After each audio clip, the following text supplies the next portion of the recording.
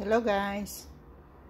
Nagtataka kayo. Meron ako ditong kamatis na hilaw. Bali, hiniwa-hiwa ko siya. I-ano natin siya, gawin nating salmuera. Pickled tomato. Yan. Hiniwa ko siya. Ang tips nito, huwag nyong ilagay yung may mga tama. Katulad nito, inano ko siya. Hindi ko siya nilagay dahil may tama siya. Kumbaga na ano siguro ito ng itak or noong naglinis sila ng damo or ewan kung paano niya na yan nakuha. Baka maano siya, baka may bakterya yan, mako-contaminate yung ating mga ibang kamatis. Kaya huwag na natin yun ilagay.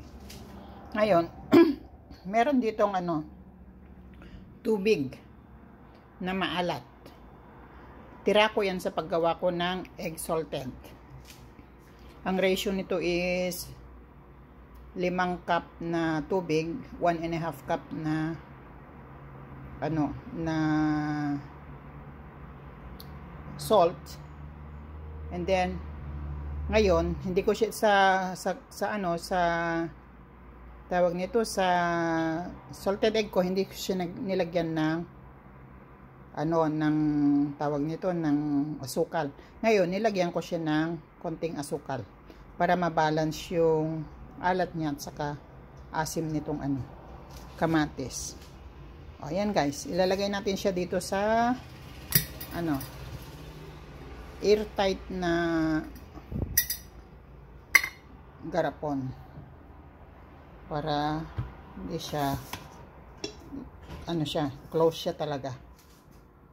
Okay, samahan nyo akong maglagay ng kamatis. Ang camera ko is hirap ayan.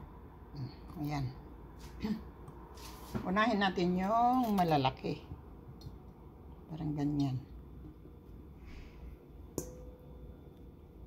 para magkasya yung natin.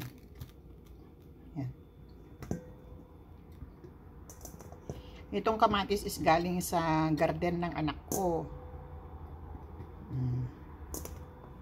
Binigay niya kasi alam niyang gusto ng ama niya ang ganitong pagkain. Kaya ayan. Saka natin ito ibubuhos yung tubig. Ayan siya. Pinakulo ko ito tapos pinalamig. Ayan. Hindi siya, para hindi siya aangat, lagyan natin siya ng tawag nito? Para siya? Ng pabigat, para hindi siya aangat. Okay? Ito yung ilalagay natin siyang pabigat. Malinis itong cellophane. Nilagyan ko siya ng tubig na maligamgam din. Para ilagay natin dyan siya para hindi aangat yung kamatis. Saka natin siya lagyan ng ganon. Ay ilagay dyan. Saka natin siya takpan.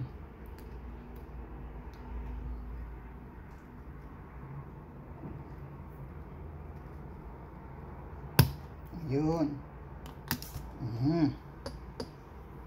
Yan. Antayin natin siya mga 14 days. Okay na siyang kainin. Ayan lang guys. Meron tayong dyan. Cured.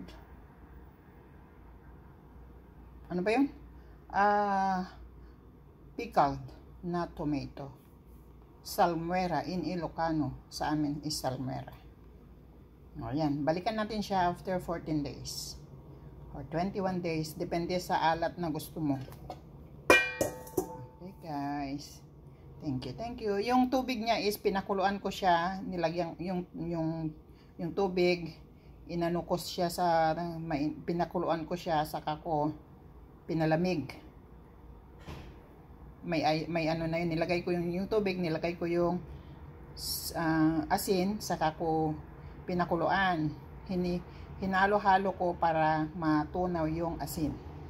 O ayan, ang ating finished product. Hindi pa finished product dahil mag-aantay pa tayo ng ilang buwan, ay ilang araw bago natin matitikman ang ating salmuera.